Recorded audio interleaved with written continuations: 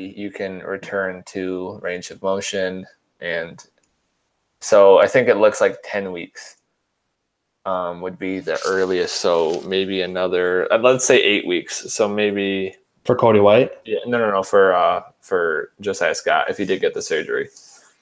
So it'd be like another 2 games before he could really play, probably at least. Okay, so he might be back for the Michigan game then. Maybe.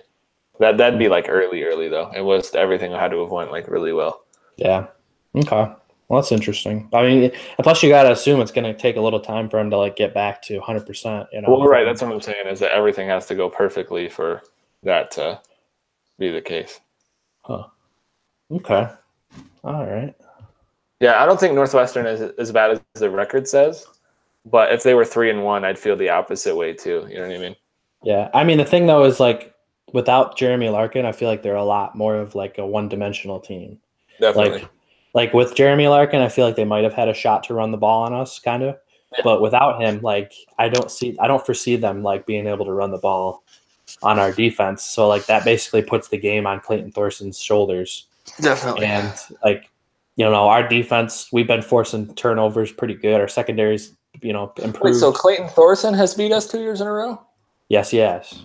Yep. Interesting. Unless he was hurt one of those years. Right, of course. I'm trying to think. He started the last 2 years. He played quite a bit his freshman year, but he didn't start the whole year. I remember because like there was like a quarterback controversy going on that 1 year. But like he started the last 2 years. He had a really good year his sophomore year, and then like he kind of fell back his junior year. And like he hasn't played too well this year, really. Yeah, he was 15 touchdowns, 12 interceptions, but his sophomore year he was 22-9. Yeah, and he had way more yardage too in sophomore year. Yeah, he had like 300 more yards, like in the same amount of games and everything.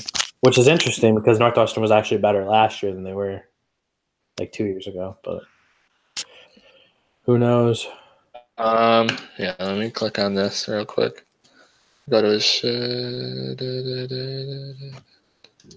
scores. I'm on college or Sports Reference for college football. Okay. See if Michigan.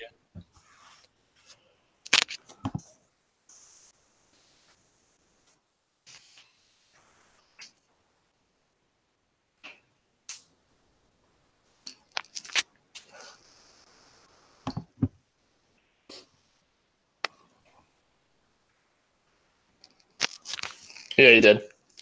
Okay. 27-35, 3 touchdowns, 1 interception. Okay. So Tyler O'Connor and Ryan Lewerke played in that game. Interesting. Wow. Yeah, I remember that because that game, like, I remember because Tyler O'Connor was horrible in that game. He had 3 touchdowns and 1 interception. Yeah, and then they benched him. They brought in Lewerke. That's crazy. Yeah, that was. Yeah, it's like the best stat line anybody's ever put up when they got benched. His quarterback rating was 211. I don't know. Maybe I don't know why I'm remembering that he was horrible. No. He could have been like he could have easily been like 12 of 14, and then he goes 1 of 7, and they're like, "You're fucking trash." Right. Yeah. That's very easy. It's something like that. I try to like not remember that season too much. Yeah, for that sure. Season was. I don't think I watched the game, honestly. Oh, I hated that season. I watched every game and it sucked. Like it sucked. I remember we were on ESPN News when we played Illinois. Oh my god! I know. I think the only game that I watched was like the Penn State game or something like that. I can't remember which game it was, but it was something like that. Because we were up 10-0 in that game. Yeah, and Damian Terry was playing so well, and then like he got hurt, and then like we had to bring in Tyler O'Connor, and then it all fell apart. So. Damn you, Tyler O'Connor, for not living up to expectations. What was the year that we beat Ohio State when we were like shuffling quarterbacks in and out? Was that 2015? Yeah, because Connor Cook. Cook was out, so like they like basically did like a dual thing with O'Connor and Terry, and like all we did was like run the ball the whole game. Like we just did quarterback keepers and ran the ball and won the game. Like, yeah, that was nuts. That was the epitome of like defensive football at its best. But let's get this thing started. Definitely. All right. So 3, 2, 1. And welcome to the Green with Envy College Football Podcast. I'm Zach Fanko. Let me start that again. I don't know why I added the College Football Podcast. You're good. That was really dumb, but okay. You're good. 3, 2, 1. And welcome to the Green with Envy Podcast. I'm Zach Fanko alongside Brodee Gillum. How are you doing today, Brodee? I'm doing great, Zach. How are you doing? I'm doing all right. You know, Michigan State kind of had a break away from the Big Ten action this weekend. They played in-state foe Central Michigan. Got the W, 31-20, but it may have come at a cost. Losing Cody White to a broken hand, not what Spartan fans were hoping to hear after that game. Yeah, no, definitely losing a huge piece on the offensive side of the ball so early in the season. So early, in fact, that he can still redshirt. I'm sure we'll talk about that a little bit later. Yeah, that'll be an interesting conversation to have. But let's kind of dive into this game. Let's see. So Michigan State they end up winning 31-20. This game seemed like a blowout. Early, they were up 31-3 at one point near the end of the third quarter. And then just as they've done all season, they have struggled in the fourth quarter this year. They allowed 17 points, and Central ends up making it a little bit tighter of a final. Not really. I mean, there was never really a worry that they were going to lose this game, but still not something you like to see. You want to see a team close out games in the fourth quarter, and we were really hoping to see Michigan State really Not that a blowout would have been, a big deal against Central Michigan, but it would have been nice to have a 30-point win, a 4-touchdown win, but it just wasn't in the cards. Definitely, you want to see them step on the opponent's neck, and didn't necessarily happen against the Chips. All credit to them though. They recovered an onside kick that was very interesting. It led to more points for CMU. Like you said, I didn't really see the Spartans losing. But the Chips did what they had to do to make their fans a little bit more happy. All credit out to Central Michigan and those guys up there. But Michigan State still goes away with the win and looked great.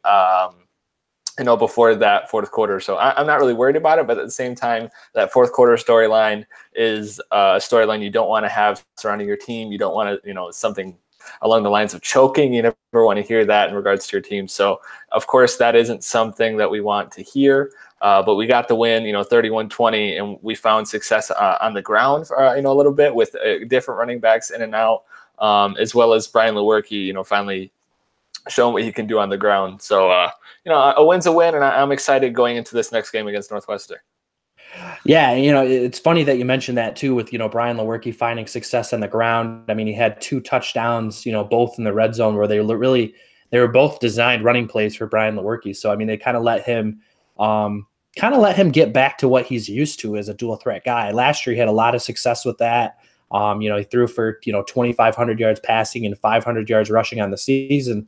And I feel like this year they've kind of dialed it back in a little bit, maybe perhaps a little worried that, there's not too much depth at quarterback on this roster. They don't want to get him hurt. But I feel like at this point in the season, the offense has struggled a bit, not only, running the football, but as well passing the football. And maybe it's just time to just let him loose. Let him spread it out. Let him do what he does best. Let him ad lib. You know what I mean, Brodee? No, definitely.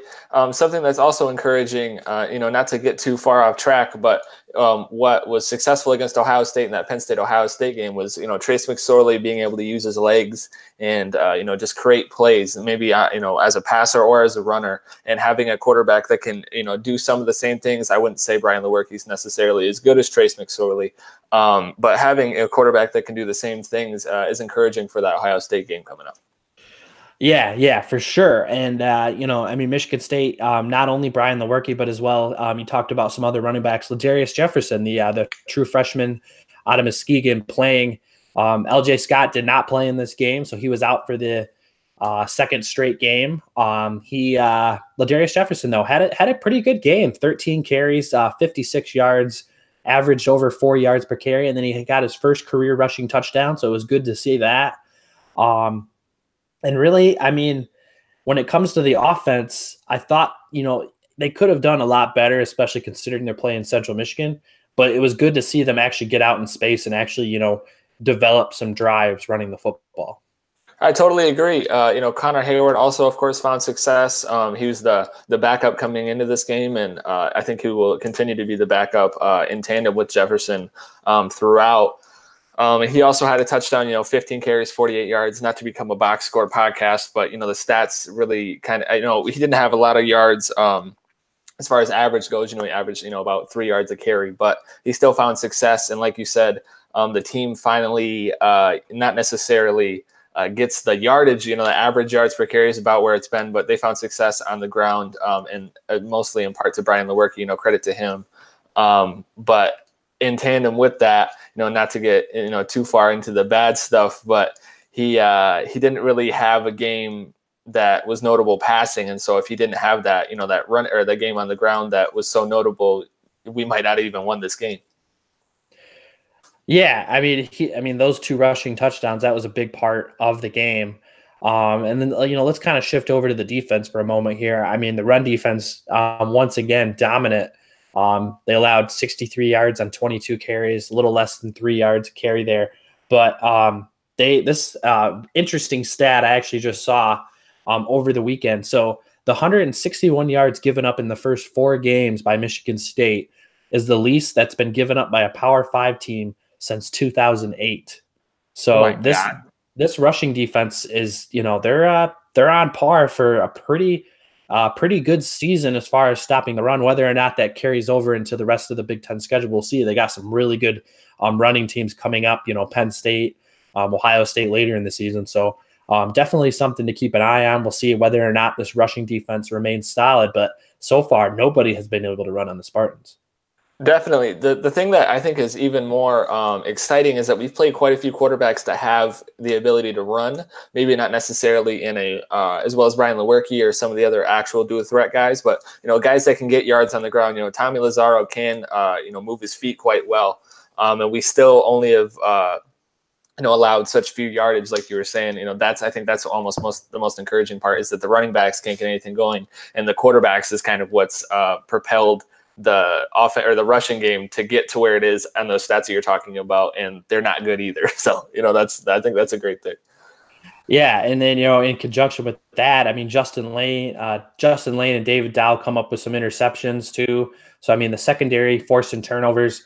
The last few weeks, I think Michigan State's done a really good job of that. They had a big pick 6 from Shakir Brown against Indiana. So I feel like MSU doing a really good job defensively as far as doing what they do, stopping the run, forcing turnovers in the secondary, getting some pressure on the quarterback as well. Kenny Willekes on the outside, Jacob Panashik, and then in the middle you got Raekwon Williams, and the other Panashik brother as well. So I mean that's just a dominant front 4 right there as far as the defense goes. And then you go to the linebackers, you have Andrew Dowell and Joe Bacci.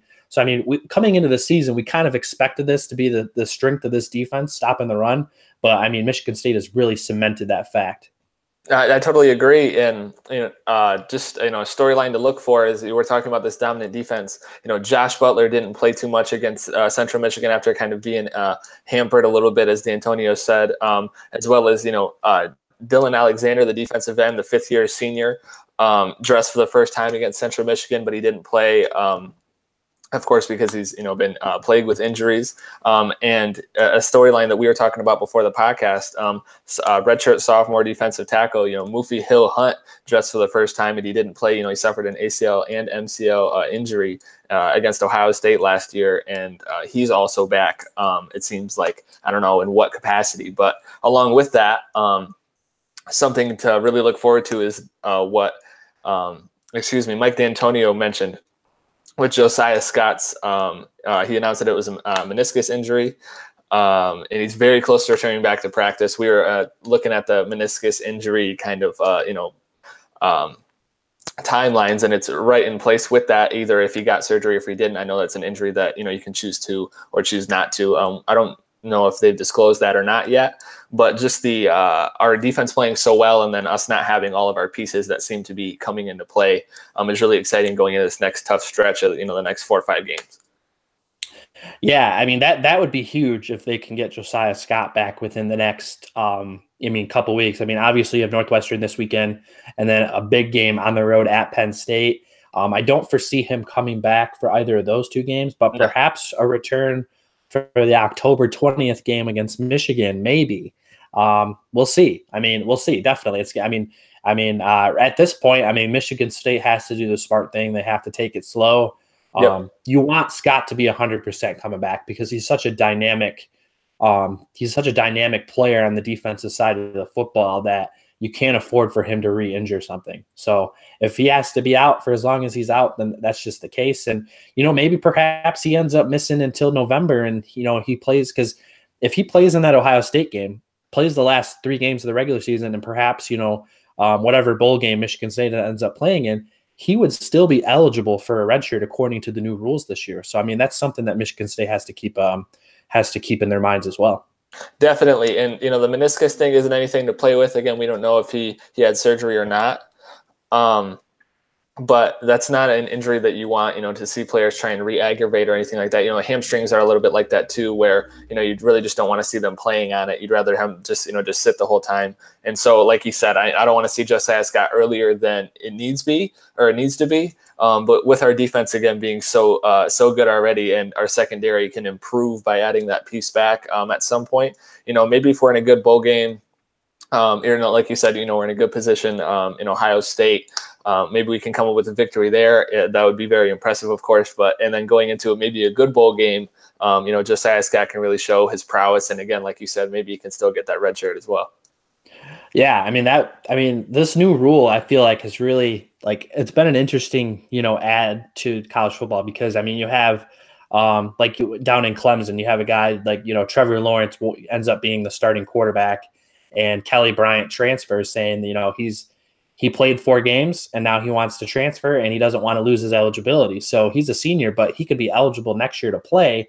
But just the moment he transfers or announces his transfer, Trevor Lawrence goes down with an injury for Clemson on Saturday. I mean, how much worse luck can you get if you're Clemson Tigers? I mean, that's horrible. No, definitely. And now they still got the victory against Syracuse, which is a team that beat them last year. And, not to get too far into those Orange Tigers, but I don't know how good Clemson's going to be moving forward. I haven't seen anything on the Trevor Lawrence injury after Saturday, so I don't know what his status is, but that injury looked brutal. And I don't know how good Clemson is, before that injury, of course. They've looked good, but I don't know if they were the 3rd-ranked team in the country. And so I'm really curious to see how, the whole rest of the season plays out for them. Yeah, it's kind of similar to the situation in Nebraska that kind of played out, with Adrian Martinez going down with the injury against Colorado. And then Martinez won the starting job out of camp, they announced, and then they had another highly recruited guy announce that he was transferring immediately. So, they're down to Martinez, and then they had a walk-on in Tanner Bunch who had to actually come in and play.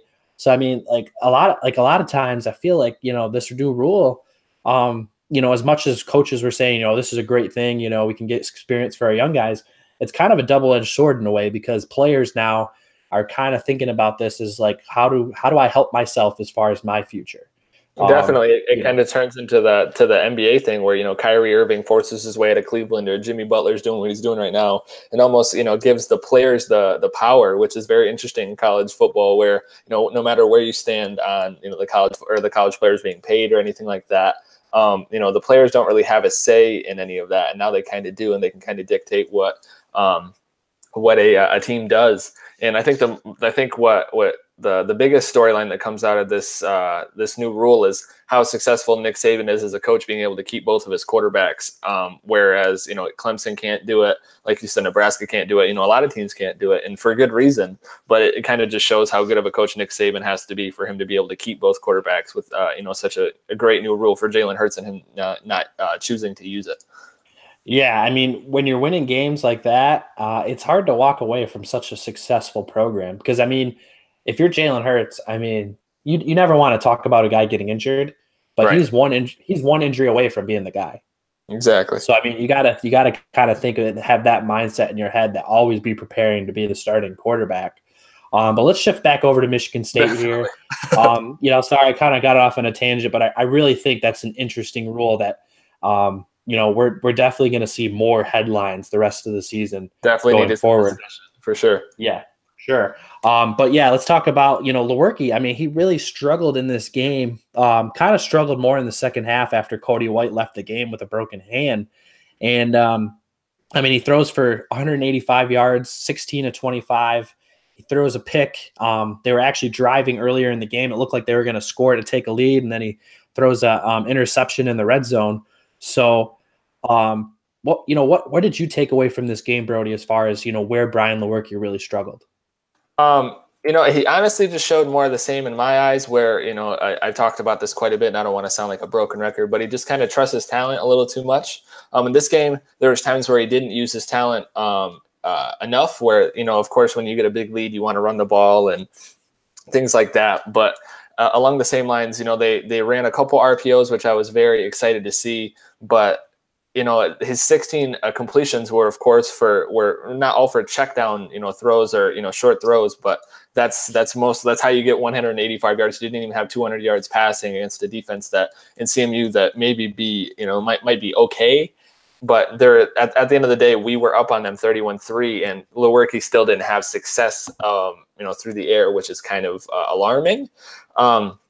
But like you said, Cody White goes out. It's kind of an awkward game. They did find success on the ground, of course, with Lewerke, Ladarius Jefferson, etc. And so I wouldn't necessarily look too much into it, but it's the same things that have played out through the first 3 games, before this. Kind of showed again. They just decided to run the ball more this game instead of passing the ball like they continue to do, the previous games. So I'm not necessarily more concerned than I was heading into this game, but none of my stress was relieved, if that makes sense.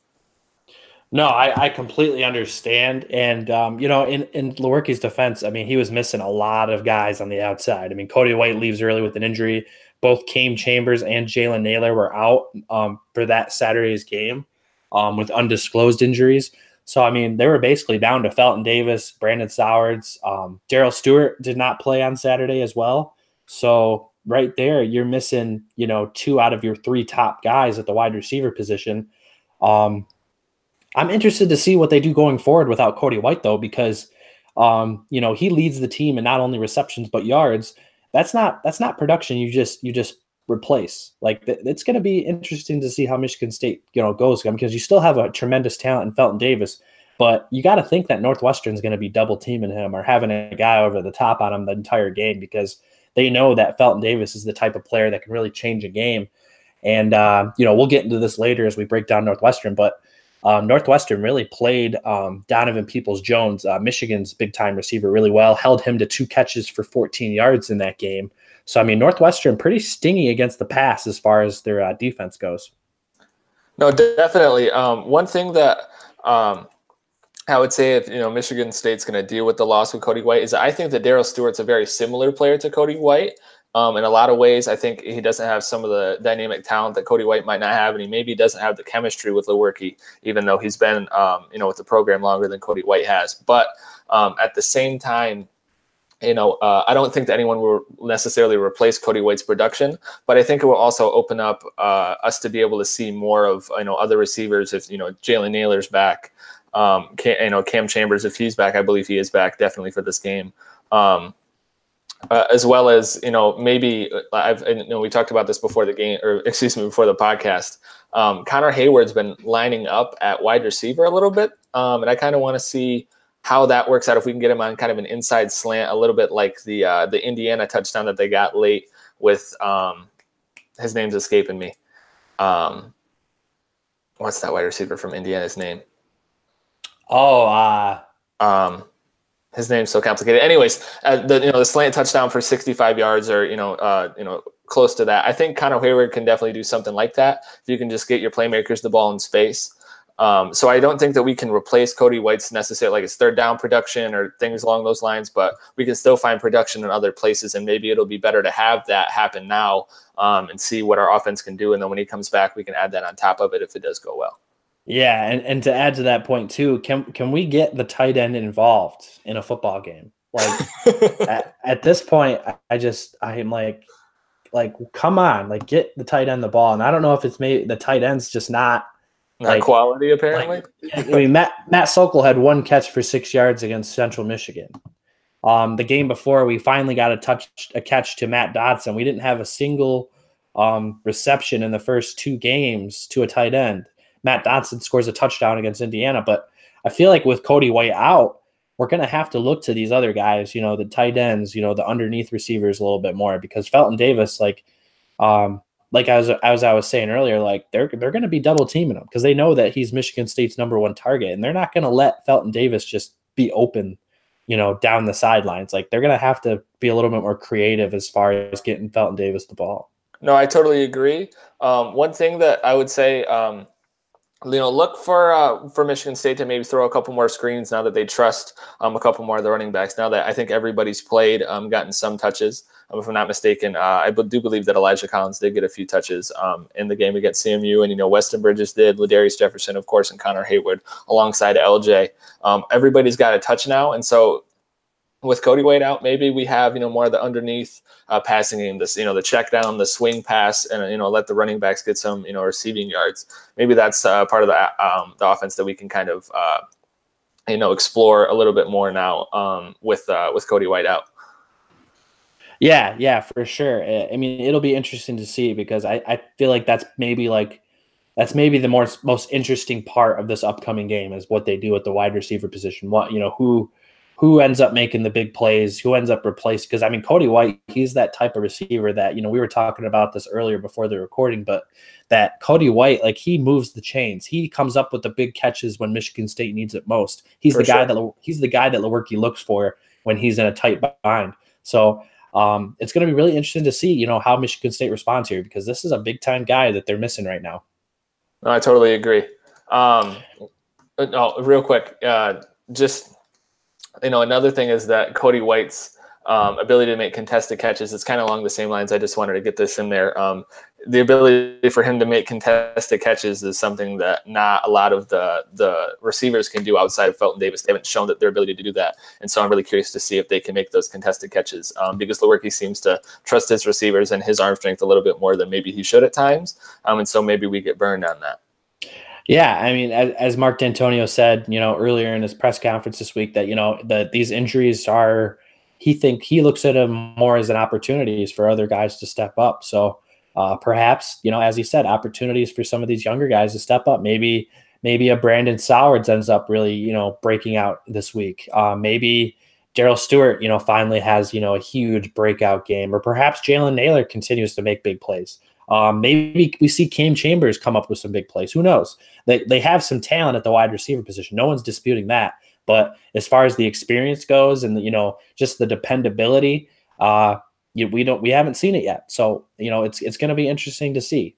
Let's kind of go over the depth chart though real quick. Michigan State released this earlier this week. Just a few notes here. Tyler Higbee and Cole Chewins listed as co-starters at left tackle. So we'll see, how much Cole Chewins plays. He's still recovering from that injury from last season. And Tyler Higbee obviously has been playing quite a bit at left tackle as well.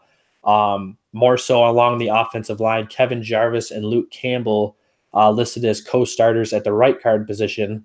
And they also have LJ Scott listed as starter at halfback. So if I had to be a betting man, I would say LJ Scott suits up in this game. I know he suited up in the last game. He warmed up a little bit, but I think they were very smart as far as not having him play against. Yeah, they had no reason to play him at all. There's no reason to play him in that game. No, I mean give him that extra week of rest. Get him ready because I feel like he's going to get a heavy dose of carries against Northwestern. Northwestern's a team that I think is susceptible to the run, so I think we may see Michigan State lean a little bit more on the run game this weekend. And then as far as the wideouts. Yeah, just with LJ Scott's injury, we know it's a leg injury, and if it's a hamstring or an ankle injury or anything like that, you don't want him playing on that to try and get over. Like, there's not an injury that you can necessarily play through. We don't know what the injury is as far I haven't seen a report on that, and so it's better to be safe than to be sorry. We want him at the end of the season, not necessarily in the middle against CMU. Yeah, I mean, I was reading some tweets beforehand on Saturday, and some people were saying it looks like LJ Scott's warming up. It looks like he may go, and then he ends up not playing. So perhaps he could have played had it been a bigger game, but with it being a game against Central, I think it was a smart thing to give him that extra week. Exactly. But we'll see him Saturday against Northwestern. So far in the depth chart, he's listed as the starter. But as we know, that does not mean anything in college football. So like these injury reports are just crazy in college football. I mean, NFL, it's like you get all the updates, but in college, it's like D'Antonio's like, I'm not letting you know anything about my depth chart. It's those Vegas odds, man. You got to release those injury reports for them Vegas people. Yes. So, I mean, as far as the receivers goes, it looks like Felton Davis and Darrell Stewart are listed as the starters. And then they have Brandon Sowards in the slot, at the wide receiver Z position. Jalen Naylor backing up Brandon Sowards. So it'll be interesting to see how they split up the reps there. And then, what a lot of people aren't really talking about as far as the Cody White injury, but also he's a punt returner. So you got to replace him there as well. So Brandon Sowards listed as the starting punt returner as well for Saturday's game. So it'll be interesting to see, what changes as far as, punt returning, because Cody White's a kind of a dynamic player in that sense too. And then Tyler, I know Sowards is a senior, but like, why is Jalen Naylor not taking back kicks to Antonio? That's all I had to say. Yeah, I think I have to agree with you there, Brodee, because like I like Sowards. I think he's a kind of a dependable guy. I'm really looking forward to seeing him get some more reps this weekend as far as at the slot, but I don't think he's as dynamic a player as a Jalen Naylor. So perhaps more D'Antonio just leaning on experience more so than, talent there in that case. I totally agree. Yeah. So Tyler Hunt listed as the starting punter. We know, we've talked about, just the punting troubles since Jake Hartberger went down in the Arizona State game. So it looks like Tyler Hunt's going to get the starting punting duties. Whether or not he ends up starting the whole game, we'll see. But I know they've been kind of shifting punters in and out of the lineup there. One thing I think to look at too with that, with the punting situation is how much D'Antonio and the special teams coaches have hampered down on the coverage of the punts. Because even if you don't kick the punt that far, you can only get like a 40-yard punt. If they return the 40-yard punt, it's even worse than that. So if you can lock them down to wherever the punter can get it, get the ball too, that I think that's just as big a part of it. So hopefully, they've been hampering down on that, the coverage of the punts. Yeah, I mean that's a huge part too, because I mean like Michigan State, the way they play is all about field position. So I mean, if you're giving up big punt returns or giving up really good field position, you're going to put yourself at a disadvantage. So that's a good point there. So let's before we go into the Northwestern game, let's talk a little bit more about what happened kind of around the Big Ten, kind of the prime time game of the week, perhaps of the season. Ohio State going into Happy Valley against Penn State. A lot of people talking about this game last week. We talked a little bit about it on our show. But Ohio State goes into Happy Valley, comes up with the 27-26 victory. They were down 2 touchdowns in the fourth quarter, and they end up getting the victory. What a comeback by the Buckeyes, Brodee. I know, but like, why are you running that play at the end of the game? Why are you running read option? Trace McSorley has nearly 200 yards rushing. Let your quarterback run pass option. I know I'm preaching RPR, let him do his thing. And they just don't. They try and run the ball against, of course, it's going to be a blitz type situation. And, Ohio State wins the game. I've never been an Ohio State fan. I'll never be an Ohio State fan. So that was very frustrating. As well as the fact that if I feel like we can beat Penn State, I don't know if we can beat Ohio State.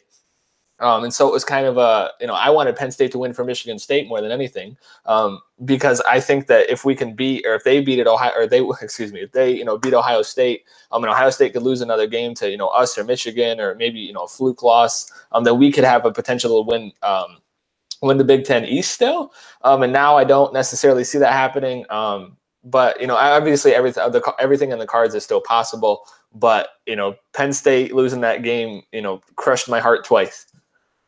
Yeah, that's a tough loss for Penn State, considering last year too they were up big in that game against Ohio State, and then they end up Ohio State ends up coming back to beat them in the horseshoe. So I mean, 2 straight years that Penn State had a lead in the fourth quarter, and Ohio State came back to win. That's a really tough pill to swallow if you're a Penn State fan. Moving on to the rest of the Big Ten, there really wasn't that much action this weekend. I mean, it looks like a lot of teams were on the bye. I think Wisconsin was on the bye. There was a few other teams. There's only 4 Big Ten contests over the weekend. So Indiana improves to 4-1. How about the Hoosiers? I mean, I know it's only Rutgers. They beat them 24-17. A lot of people predicted they would win by a lot more. But you know what? This team, Indiana, they're 4-1. They got 7 games to go, and they only need to win 2 more games to be bowl eligible. So, I mean, if you're an Indiana fan, I think this is a huge improving program under Tom Allen for the Hoosiers. I totally agree. And I don't have, Indiana's schedule on hand. Of course, I'm not necessarily an Indiana fan, but how many more games are there that they're not going to be favored in? With the way that they're playing, they had a chance to beat Michigan State, and outside of the top teams, the Ohio State, Penn State, Michigan, and Wisconsin, I'm not positive how many of them that they play, but I don't know what other games will be quote unquote unwinnable for them. I think they're a very good team that can make the Big Ten proud when it comes bowl season. Yeah, I mean they play at Ohio State next week, so I mean that's a game that I will have to say that they probably lose. Definitely. And then they have a home game against Iowa the very next weekend, which I can kind of go back and forth on that. I could see Indiana sticking around, especially at home. Not to take anything away from the Hawkeyes, but I think Indiana could definitely hold their own in that game. And then they play at home against Penn State, so they have some winnable games down the stretch at Minnesota, home against Maryland, and they have a game at Michigan, and then they finish out the season at home against Purdue. So if I had to look at it right now, I'm saying that they could probably be 7-5. 3 winnable games for sure. At no worse than 7-5. I mean, that's saying that they don't beat Iowa. They don't beat Michigan. They don't pull an upset here or there. So you say they play Penn State at home, which I mean, Penn State at home. I think Penn State's an amazing team, but any home team, when they're on the road, maybe something crazy can happen. Yeah. And the next game we want to talk about here, we got 2 teams kind of moving in opposite directions. Purdue, they got their second straight win after beating Nebraska 42-28. And can it get any worse for Scott Frost at this point? Nebraska starting out the season 0-4. I mean, everyone was saying, this is kind of a rebuild under Scott Frost in Nebraska. Don't expect this team to come out of the gate and win 9-10 games in his first season, but to go start off your tenure 0-4, that's got to be rough. And, I think he might be starting to hear some, just feel some pressure from some of the alumni over there. Zach, Rome wasn't built in one day, but they started building on the first day. And Nebraska hasn't started building nothing since. I don't think that, they should talk about firing him by the end of the season or anything like that. You got to give a coach time. But geez, can we get some kind of progress? Can we get some success? I mean, I think Purdue is a better team than what their record shows. I really thought that they were good coming out of that Northwestern game, and then they lose a couple of non-conference games. But at the same time, even if they're okay or mid-level, Nebraska lets them put up 42 and only puts up 28 with them. That's very disappointing. Yeah, for sure. And, give credit to Purdue, though. I mean, they've really come out back-to-back weeks and really made a commitment to running the football. I mean, they ran over a pretty underrated Boston College team that, a lot of people nationally aren't going to talk about, but a team that, I don't think gets enough credit as far as being a solid team. So they beat Boston College a week ago. They get their first, they get their first Big Ten victory over Nebraska. So kudos to Purdue. Now they're 2-3 after starting off the season 0-3. Keeping this season alive as far as getting to a bowl game. So we'll see how Purdue does the rest of the year. And then in our final game, we got Michigan coming back to beat Northwestern 20-17. And this was a game that, it had all the makings for an upset. I mean, Northwestern was hot early. Clayton Thorson came out 6 for 6 to start the game, 83 yards, and led Northwestern down on 2 straight touchdown drives. Or they were up 10-0, and they had a touchdown. I mean, Northwestern was leading 17-0 with 12:56 left in the second quarter, and they didn't score a single point the rest of the game. What happened? He's an up and down guy. We were talking about this before the pod. He's an NFL prospect one week. He's a college dropout the next week. I'm really interested to see what Thorson comes to the game this Saturday. The homecoming crowd, and we'll get into that in a second. But I didn't really see Michigan going down 17-0 on Northwestern, but still, I don't know if any of the Michigan fans, like I'm sure they were scared, but I don't think that they ever thought the game was unwinnable, especially since they were only up 17, in the beginning of the second quarter. It wasn't anything, close to the end of the game. And with playmakers like Donovan Peoples-Jones, who I know had, kind of a down game, and, Higdon at the running back and Shea Patterson, made quite a couple of plays. I don't like to give too much praise to those guys in Ann Arbor, but, they worked their butts off to get that 20-17 win. Maybe a down week for Michigan, but they still get the W, and they looked impressive in that comeback, which is the biggest part.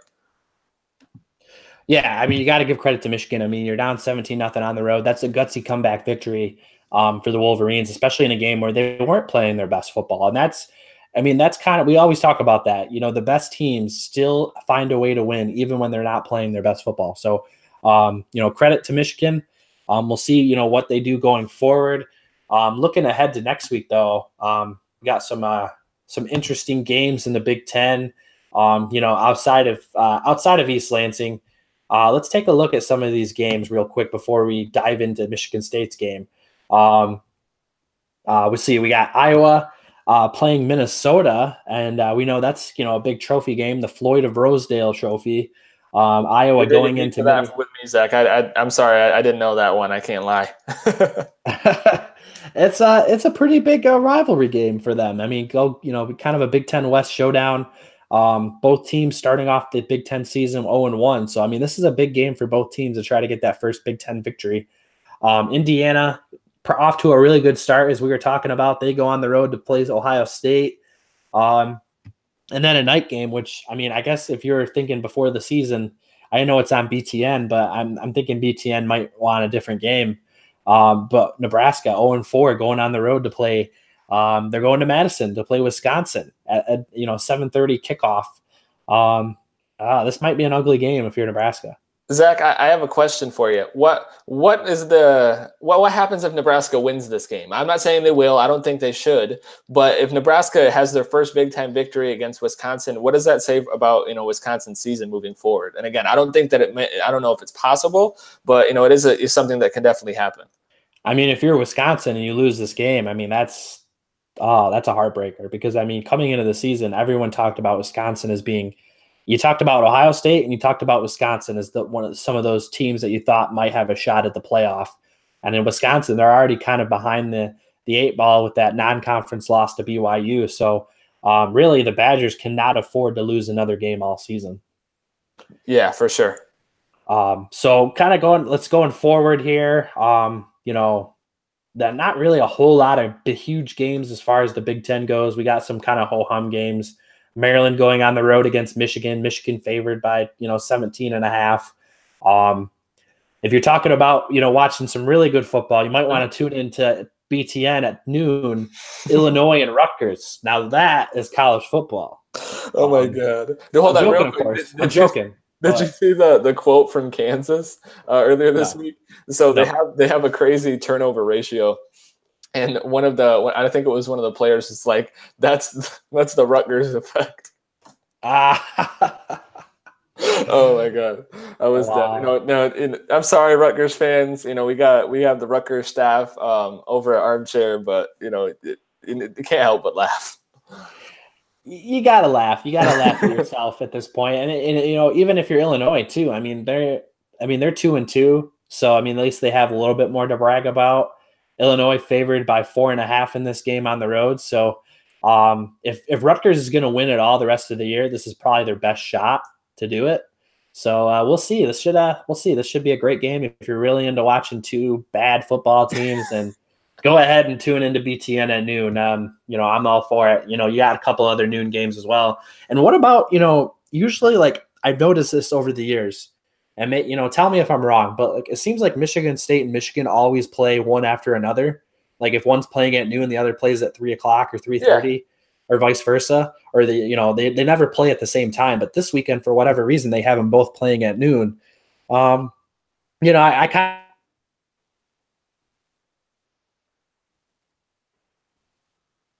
Hello? Is that?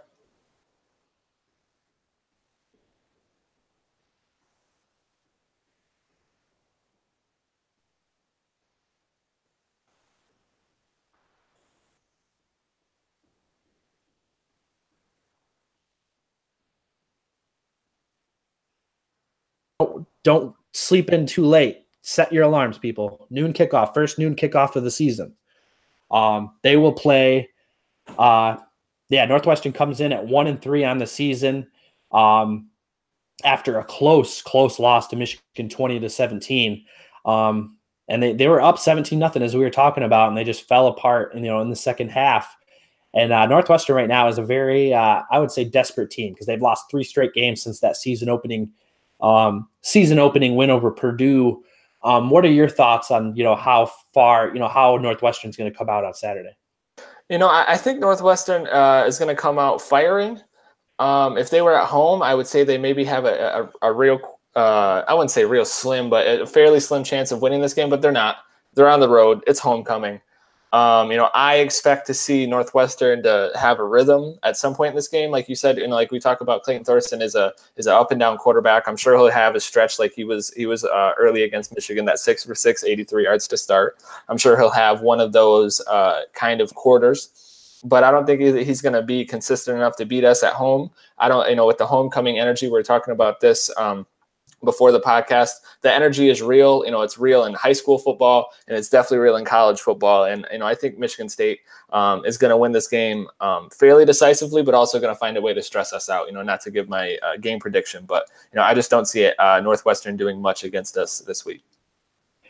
Yeah, I mean, I kind of agree with you in a sense that we are going to see Northwestern come out of the gates firing. I mean, this is a team. You're 1-3 on the season. You really have nothing to lose. But on the other hand, part of me feels like, did Northwestern really give it its all against Michigan? I mean, I feel like they threw everything they had against Michigan in that game. Perhaps they get a little fatigue factor, against Michigan State this weekend. Another thing to look for too, Michigan State, they've lost 2 in a row to Northwestern. I'm not really sure the last time that's happened, but I know it's been a while. I don't foresee Michigan State losing 3 games in a row to Northwestern. What's the probability? What's the probability that Mark D'Antonio has that in the locker room, in every practice facility, in the workout room, at every single place where they can, as you always see, slap the cement above them. I feel like Mark D'Antonio has plastered that everywhere. It's been in the study books. It's been in every classroom that every single Michigan State player has been in. I don't think there's a way that they can lose this game because of that. I think Mark D'Antonio has got his guys really rolling for homecoming and to finally beat Northwestern after these past 2 years. I would wholeheartedly agree on that. So kind of talking a little bit more about this Northwestern football team. They're experienced under center. Clayton Thorson, he's a senior quarterback entering his 3rd year as the starter.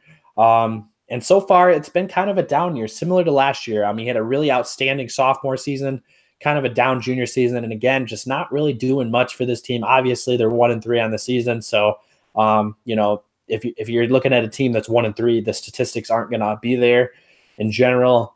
He's thrown for 927 yards. He has 3 touchdowns, but also 3 picks on the season throughout the first 4 games of the year. Another really big blow too to the Wildcats. We talked about this earlier. Sophomore running back Jeremy Larkin, who was having an outstanding season for the Wildcats. He had 346 rushing yards in the first 3 games of the season. He ends up being forced to retire due to cervical stenosis. Basically, from what I'm reading, it's a narrowing of the spine. It's not life-threatening, but it's something that you really can't play football with, and that's a shame because he was one of the more dynamic players in the Big Ten. Yeah, definitely. I was looking forward to getting a look at him. Obviously, as a Michigan State fan, woohoo, we don't get to have to play against such a skilled running back, but you really have to feel for the kid. It's only a sophomore season. He's breaking out. Honestly, we always have those Big Ten running backs that show their head and kind of show that they are. The dominant, pair of running backs in the league. We've had so many running backs drafted from the Big Ten over these past couple of years. Amir Abdullah, Saquon Barkley, et cetera, et cetera. And you really have to feel for this kid because the way he was playing, he looked like an NFL draft prospect. Obviously, he couldn't enter this year, but, with taking him out of the offense and having Clayton inconsistent Thorson, get to account for, like you said, almost 1,000 yards, but only 3 touchdowns and 3 interceptions on top of that. And I don't know how many fumbles he's had. I know Lewerke's had a little bit of a problem with that this year, but maybe he has more of negative touchdown to turnover ratio. without Jeremy Larkin, carrying that rushing load, I don't see what Clayton Thorson gets to lean on. I think the receivers are very skilled, and I think Clayton Thorson has the potential to be good, but I just don't think that he executes well enough. He's similar almost to J.R. Smith in the NBA. Yeah, and another thing too to look at as far as Larkin goes, he's averaging 4.8 yards per carry, and he has 5 touchdowns on the in the season in the first 3 games. Also, the thing that you're taking away from this offense is he's a super dynamic player as far as catching passes out of the backfield. He had 19 catches for 127 yards, so I believe he was 3rd on the team in receiving alone. So I mean, you take a guy like that out of the offense, you're missing an awful lot of production. No, I totally agree, and they like we've been talking about. They've been up and down. They scored 31 points against Purdue. They only scored 7 against Duke. They scored 34 against Akron, and then they only scored 17 against Michigan, like we've talked about. And without those 5 touchdowns, we're talking about 35 points with the extra point. That's that's almost a third of their scoring, it seems like. And some of that could, of course, be the play or the threat of. Hey, Brodee. Yep. Yep. You're breaking out a little bit. So okay. I actually have to go grab my charger. I'll be right back. So let's just pause for a sec. Okay, no, you're good.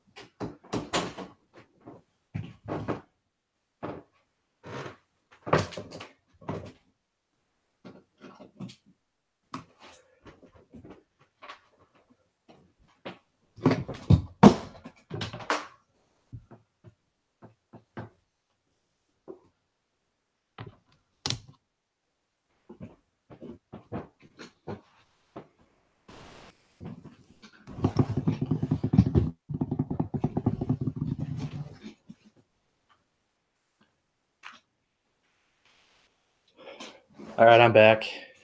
Yeah, earlier you broke up for a little bit when you were. Did I? Yeah, when you were going into the preview, like I couldn't hear anything, and you just kept talking, like you were still talking, like you didn't wait for me, I think, and so you just kept going through, and so I picked back up, and so I heard you. I was like, oh shit, okay, I guess I didn't need to.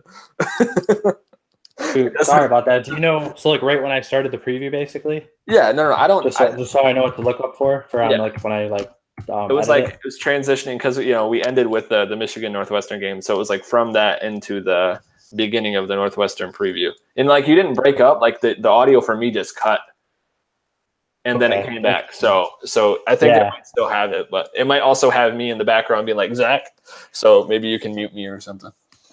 Okay, yeah, and you broke up a little bit after I was talking about Jeremy Larkin. Okay. So if you want to pick up where you left off as far as what you were saying, and then we'll pick off there. For sure. What do you think? It cut out? Do you want to just start right after? It was basically after Larkin, and then you talked about them having Clayton Thorson not having a whole lot to lean on. Oh, okay. Is that? Is that?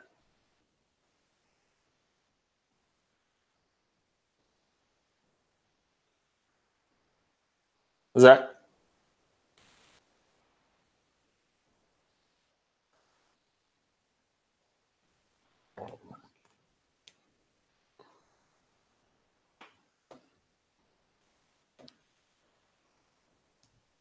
Is that? Can you hear me? Yeah, I can hear you now. Okay, cool. I wasn't able to hear you for a little bit there. Yeah. I don't know if my internet's going in and out or not, because I might see, because for some reason my Google Docs keeps on, so weird. Definitely. Can you hear me? Can you hear me right now? Yeah, no, I can hear you. It just sometimes it'll break up, and then obviously a second ago it broke up for a while. Okay, just a second. Let me go check our internet real quick. I'll be You're right good. back. You're good. All right. Oh.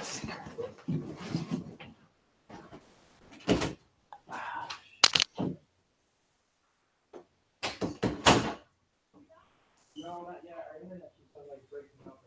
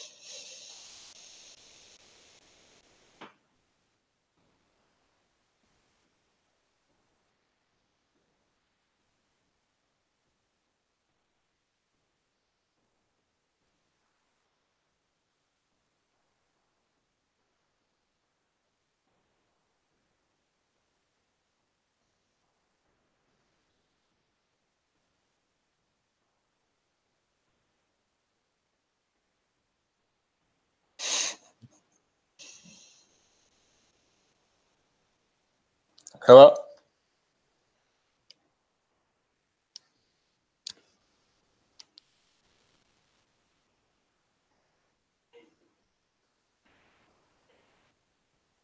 Oh wow, Snikes.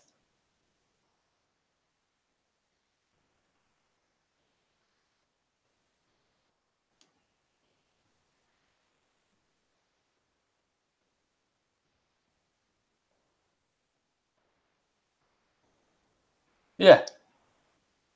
Yeah, we can do that. Yeah, no, it's totally fine, dude. Don't worry about it.